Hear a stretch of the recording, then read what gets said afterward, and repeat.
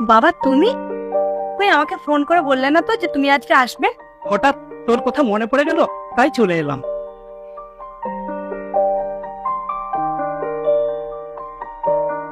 কি হলো জয়, তুমি বাবাকে প্রণাম করো? তোমার বাবা, তুমি প্রণাম করেছো, এটা এনাফ।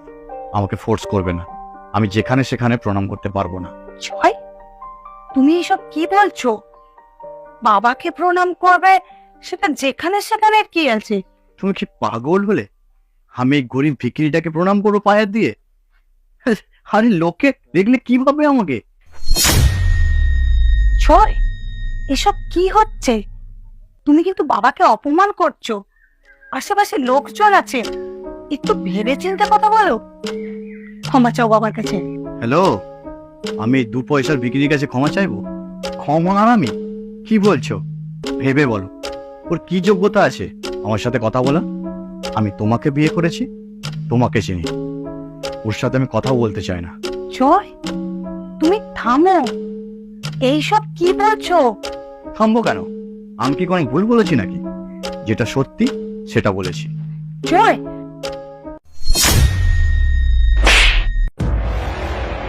জামাই, তুমি আমার সামনে আমার মেয়ের গায়ে হাত তুলছো? এ বুড়ো, বেশি বগলে তোকেও মারবো। আমাকে জ্ঞান দিতে আসবি না, জানি আমি কোথায় কি বলতে হয়। জয়, আমি জানি না তোমার আজ কি হয়েছে, তুমি তো এরকম করো না। তুমিই তো আমাকে বলো বড়দের সাথে কিভাবে কথা বলতে হয়, বড়দেরকে কিভাবে সম্মান করতে হয়, আর আজ তুমি এরকম ব্যবহার করছো। আমি অবাক হয়ে যাচ্ছি। তুমি তো আমার সাথে জোরে কথা পর্যন্ত বলো না, আর আজ তুমি লোকের সামনে আমার গায়ে হাত তুললে। আমি তোমাকে চিনতে পারছি না, তোমাকে কিরকম অচেনা লাগছে। জামাই, তুমি কি ধরনের ব্যবহার করছো? কি ধরনের শিক্ষা এটা? তোমার বাড়ির লোক তোমাকে কি শিক্ষা দিয়েছেন? এইসব কথা ছাড়ুন, আগে বলুন আপনি আপনার মেয়েকে কি শিক্ষা দিয়েছেন? মানে তুমি কি বলছো কি? মানেটা খুব সোজা। আজ আমি আপনার মেয়ের সাথে যে ব্যবহারটা করলাম, রোজ আপনার মেয়ে আমার বাবা মার সাথে সেই ব্যবহারটাই করে। ভাবুন তো ওনাদের কতটা খারাপ লাগে। জানেন, ভালো করে খেতে পর্যন্ত দেয় না, কথায় কথায় অপমান করে, চিৎকার করে, কোনো কিছু জিজ্ঞেস করলে উল্টোপাল্টা জবাব দেয়। আরে ওরা তোমার বাবা মা, ভাবুন তো আমার কতটা খারাপ লাগে। আমি আমি আপনার মেয়েকে না অনেক বুঝিয়েছি, বাট ও শোনে না। আর এটাই আমার লাস্ট অপশন ছিল, ওকে উচিত শিক্ষা দেওয়ার। বাবা, পারলে আমাকে ক্ষমা করে দেবেন। আগে আমি আপনাকে যতটা সম্মান করতাম, এখনো ঠিক ততটাই সম্মান করি।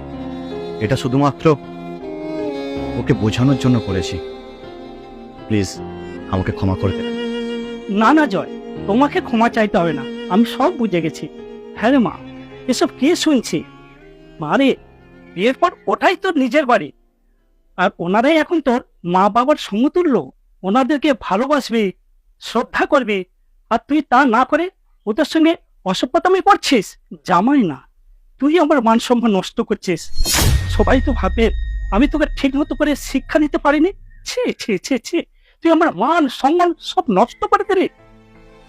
সরি জয়, আমি এতদিন অনেক অন্যায় করেছি, সেটা আমি আজ বুঝলাম।